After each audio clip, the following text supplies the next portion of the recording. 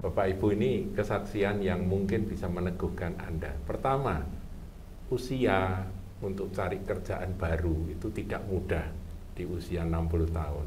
Kedua, masa pandemi, masanya orang-orang pada PHK, ini malah dapat kerjaan baru dengan posisi yang lebih baik dari yang lama ya Pak ya? Sama-sama lah kalau bilang namanya, karena kan di sana beda-beda ya. Jadi yang di sana pabrik saus, ini di pabrik karung. Tapi posisinya sama. Sama. Ya? Wow, luar biasa. Sama. Dahsyat sekali. Tuhan baik Pak. Ya, cuman yang pasti adalah bahwa dengan kondisi yang sekarang, saya istilahnya pulang kandang. Bisa kembali lagi beribadah di sini. Kalau dulu saya nggak bisa. Jauh ya. Jauh. Sama teman-teman. Sekarang ini kembali ke teman-teman lagi. Nah, itu berkat yang tambahan ya. Tambahan. Ya. Iya. Ada lagi Pak Sam, kesaksian bagaimana kasih Tuhan dinyatakan di dalam perjalanan Pak Samuel ini. Anak-anaknya Pak Sam ini dua-dua ada di Jerman tuh. Ini satu biaya yang tidak kecil ya Pak ya. Bisa ngirim 2 anak ke luar negeri itu. Ya, jadi kalau kaitannya dengan anak saya memang gini ya. Jadi waktu itu anak saya yang paling kecil, dia bilang, "Papi kok saya kepengen sekolah di Jerman." Itu kakaknya sudah ya? Belum. Belum. Justru anak yang paling kecil dulu. Oh, Ferdi belum. Ini Eriknya yang kecil. Erik, ya? Eriknya dia bilang. Itu waktu Pak Sam masih di Bogor ya? Enggak, waktu itu saya masih di Semarang. Jadi waktu itu tahun sebelum 2014 Bogor, ya? Sebelum itu. Jadi waktu itu dia SMA 2, dia kepengen, saya kok kepengen sekolah kuliah di luar, di mana? Di Jerman. Ya udahlah, kamu belajar dulu, les bahasa dulu. Les bahasa, setelah itu terus gimana? Ya sudah, nanti kita percayalah Tuhan itu pasti punya cara. Pasti punya cara. Nah, itu les bahasa. Itu yang kecil ya, Erik ya? Yang kecil. Yang kecil lah. Itu setelah itu selama setahun, pada saat itu memang juga kan saya itu kepengen maju, biar umur sekian, saya pengen berusaha gali yang lebih lagi dalam hal pekerjaan. Iya. Di pekerjaan yang lama tuh saya merasa kok tidak bisa maju kalau saya gini nih, cuman pagi masuk pabrik, pulang sore terus bolak-balik cuman gitu doang. Ada tantangan lebih. Tidak ada tantangan. Nah itu tahun itu jadi waktu SMA 2 anak saya Erik itu masih les bahasa Jerman, saya ngajukan lamaran melalui teman saya ke satu perusahaan di Bogor. Ya, bukan yang ini tapi yang Bogor. Nah, setelah itu selama setahun itu udah ada sebelum saus ya. Sebelum saus. Selama itu setahun itu udah ada panggilan sama sekali. Terus pada waktu itu tahun yang 2014 kira-kira antara Juli Agustus Erik kan harus berangkat ke Jerman. Nah, itu pun dia harus ngurus visa. Oh iya, berarti yang berangkat duluan tuh Erik ya? Erik, itu dia harus ngurus visa, otomatis saya nganter. Iya. Pas saya nganter, sekalian saya telepon teman saya yang ada di Bogor itu. Gimana, lamaran saya bisa nggak? Saya pas dari Jakarta nih, kalau bisa mampir ke Bogor. Oh bisa ketemu dengan bosnya langsung. Oke, saya ke sana ngobrol. Pada titik itu ada satu kondisi bahwa saya harus mikir mau saya ambil enggak, itu kaitannya dengan pekerjaan yang pertama kali di Bogor. Itu loh, Bogor. Terus saya pikir pulang dulu. Ternyata sampai di itu hari Seninnya saya masuk sampai di Semarang ini. Sama bos saya mah tanyain, wah kelihatannya kok kamu sudah tidak cocok di sini, kamu mundur aja, gitu loh. Jadi memang tepat waktu gitu ya? Iya, nah itulah. Akhirnya itu dari situ baru, ya sudah, Erik berangkat, saya juga berangkat ke Bogor, kita pisah. Barengan ya? Nah, Erik yang ke Bogor, Erik yang berangkat ke Jerman itu juga agak lucu juga. Erik itu lulus SMA, belum pernah pergi ke luar negeri sendiri, tidak punya kenalan di sana. Bisanya cuma apa? Melalui teman, bahwa teman itu dia bilang, ini anak saya mau ke Jerman, tolong dibantu untuk jemput. Gitu aja ya. Nah, Erik datangnya sampai di Frankfurt. Ternyata sampai di Frankfurt itu ada om-om yang datang jemput Erik. Dia pun nggak kenal, cuman ada tulisan Erik. Akhirnya sudah ketemu sama om-om itu, diantar ke kereta. Karena Erik harus pindah dari Frankfurt untuk ke Aachen. Sampai itu di kereta sudah ditinggal sudah. Sampai dari Frankfurt sampai ke Aachen itu pun ada jemput lagi yang belum pernah kenal, ya ketemu ya di situ. Nah, pada saat itu saat di Aachen itu malam. Di Indonesia ini kira-kira jam 12 malam. Yang anak yang mau jemput Erik di Aachen itu tahu-tahu WA waktu itu pakai BBM, Mas Yan. Iya. BBM. Tanya ke sama Ana, "Tante, Eriknya di mana? Kok saya enggak ketemu?" Padahal nah kan bingung. Di stasiun itu ya. Itu di stasiun. Nah kan bingung. Belum pernah pergi keluar negeri sendirian, nggak tahu bahasanya, masih baru sama sekali, nggak ada komunikasi. Bingung dia. Tapi nggak tahu lah.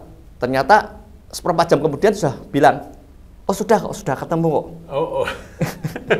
Lah kan deg-degan itu ya. Deg-degan banget. Tua ya. Iya. Anak masih muda, ya masih remaja. Jadi pertolongan Tuhan itu step by step yang kita nggak tahu, akhirnya ditemukan satu gitu loh. Iya. Terus masuk gerejanya Pak Asian itu ya? Iya, masuk gerejanya Pak Asian itu. Jadi urut-urutannya ke situ. Terus sekolahnya juga di Aachen ya waktu itu? Waktu itu kursus dulu di Aachen. Setelah ya. kursus di Aachen, terus baru nanti setelah itu ngambil student college itu beberapa tempat gitu muter-muter. Dan memang saat itu lagi agak susah untuk mencari student college karena kebetulan kebarengan dengan imigran Turki masuk semua. Waduh. Jadi itu yang lagi kondisi agak ribet banget gitu. Ya akhirnya Tuhan yang atur terus sampai sekarang ini, dia sudah selesai, sekarang sudah mulai kerja di sana. Sekarang tinggal di mana ya? Sekarang tinggal di Kuhlungsborn. Itu daerah mana itu? Daerah pesisir utara pantai. Jadi daerah wisata tapi daerah pantai nggak terlalu besar sih, kecil itu. Kota kecil. Terus kakaknya nyusul. Nah, setelah kelihatan adiknya kok sudah gitu, kakaknya gantian. Papi, padahal aku sudah pengen. Sarjana ya itu kakak. Ya, waktu itu lulus sarjana. Papi, aku pengen berangkat juga. Ya nek berangkat toh. Ada uangnya? Ada. Nah, ini. Ada uangnya? Ada. Ini berani mati nih. Ya, sebetulnya bukan berani mati ya, tapi sepakat antara saya dan istri saya. Saya dukung, sudah pokoknya ada Tuhan, kalau sudah gerakan itu pasti ada. Pasti ada. Nah, waktu itu saya cuma mau ngambil S2 ya? Iya, mau ngambil S2. Saya bilang, kalau kamu memang mau ke Jerman, mau ngambil S2, kamu di waktu itu kan dia lulusan dari Surabaya. Kamu jangan kerja. Nah, terus ngapain? Karena dia kan saat itu sudah jadi asisten dosen. Kamu jadi dosen aja. Iya. Asumsi saya begini, kalau dia jadi dosen, referensinya jauh lebih kuat daripada kalau dia kerja. Betul. Ya, akhirnya dia jadi dosen. Nah itu terus sama dekannya bilang, saya ini mau ke Jerman gini. Oh ya, tidak apa-apa. Kamu mau butuh referensi seperti apa? Tulis, saya tinggal teken. Dari universitas. Dari universitasnya. Akhirnya Ferdi ngelamar sendiri. Itu di mana itu? Ferdi itu kuliah di mana waktu itu? Di Ingolstadt. Ya, jadi dia ngajukan lamaran untuk sekolah itu ada 2. Yang pertama tidak diterima, yang kedua diterima di Ingolstadt itu.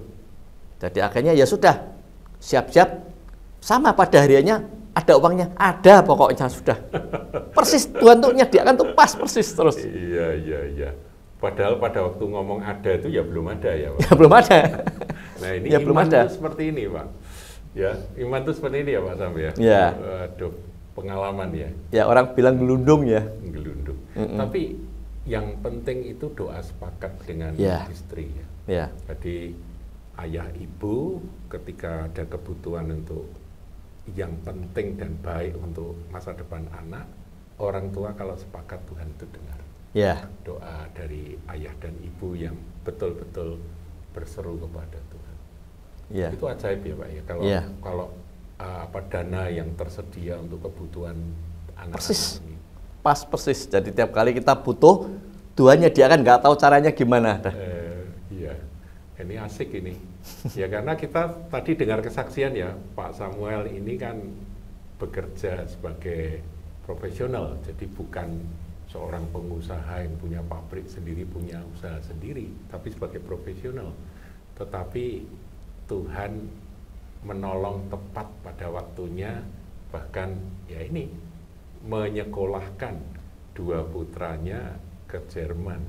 Nah, sekarang anak-anak sudah mandiri ya Pak ya? Ya, yang kecil itu yang Erik yang berangkat pertama sekarang sudah jadi chef di Kungsbon itu. Chef ya? Chef dia. Sedangkan yang Ferdi, yang kakaknya sudah ambil S2 sudah selesai. Sekarang dia kerja di programmer di BMW. BMW. Wah, itu mobil yang paling jadi top. sekarang dia masuknya di mobilnya BMW itu. Apa dia bagian otomotif ya? Iya, jadi elektroniknya. Elektronik. Jadi kalau tuh dia ngetes programnya di mobil BMW itu bagaimana kaitannya dengan multimedia, bagaimana. Ya. Jadi 2 anak ini jalurnya beda ya? Beda. Yang Erik bagian memasak ya. Makanan ya, dan bagian yang kakaknya ini otomotif ya? Iya. Satu di utara, satu di selatan. Loh, tempatnya terpisah ya? Terpisah, kalau naik kereta itu kira-kira 7-8 jam. Waduh. Iya. Sudah pernah ke sana Pak Sam? Saya sekali waktu Ferdi wisuda tahun 2018. 2018. Iya, kalau Ana itu 2 kali. Oh, jadi Bu Ana 2 kali. 2 kali. Saya dengar-dengar ini mau mantu ya Pak? Ya, kalau Tuhan yang ngatur itu nanti rencana seperti itu. Iya. Ya. Sedikit penjelasan saudara ya, beberapa waktu yang lalu Ferdi sempat pulang berkunjung ke gereja, ya sudah beda ya dari waktu berangkat dulu. Ya. Dan mengajak ini calon istrinya, cantik sekali kayak bintang film ya, namanya apa? Kati itu blaster, jadi ayahnya itu Batak, ayahnya Jerman, ibunya Batak, jadi Boru apa itu ibunya itu? Siombing. Boru Siombing. Ya, ayahnya seorang pendeta. Nah, kalau soal tampilan yang blaster pasti lebih cantik dari yang asli, dari yang tidak blaster ya saudaraku. Tapi puji Tuhan itu kelihatannya orang tuanya juga orang yang cinta Tuhan. Iya. Gembala sidang. Gembala sidang ya. Jemaat Indonesia Munchen. Oh, Jemaat Indonesia Munchen itu bapaknya kan orang Jerman, tapi jadi gembala ya. Sempat jadi gembala. Ya. Luar biasa. Ya, ini kapan Pak? Mantunya itu kapan Pak? Iya, mungkin antara April Mei mungkin nanti tahun depan. Oh iya, musim semi ya. Itu enak-enaknya musim di sana. Doakan saudaraku supaya Pak Sam dan Bu Sam ini boleh honeymoon ke sana sekaligus menyaksikan putranya menikah.